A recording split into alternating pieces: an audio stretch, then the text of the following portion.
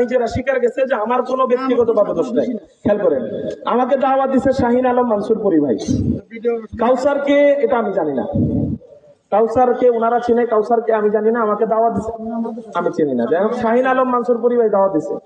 আচ্ছা, শাহিন আলম মানসুরপুরি ভাইকে আমি বলি নাই যে আমাকে কত দিবে, উনি নিজেই আমাকে বলছে, রেকর্ড আছে, 25,000 টাকা হুজুর আপনাকে দিবে গাড়ি ভাড়া বাবদ। যাই হোক, আমি বলি নাই, আমি বললে চুক্তি হইতো। উনি নিজেই বলছে।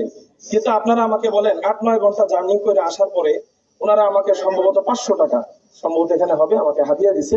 আপনাদের যেহেতু টাকা পয়সা নাই, এলাকায় এতিম গরিব একেবারে অসহায়, এই 500 টাকা আমি মাহফিলে দান করে গেলাম। এই ভিডিওটা আপনারা ছেড়ে দিবেন। এই এলাকার নাম কি? গড়কাটি। হ্যাঁ,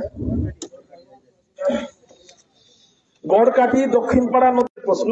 500 টাকা দিছে আমাকে, ঢাকা থেকে আসছি আমি। ঠিক আছে, সালাম আলাইকুম। আমরা হুজুরে 1000 টাকা দিয়েছিলাম।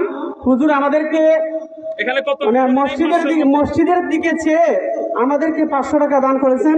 এখানে 1000 টাকা ছিল, আমরা আরো 500 টাকা হুজুরকে দিয়ে দিচ্ছি। মানে যাক, ওনাদেরকে ভিডিও করে রাখেন।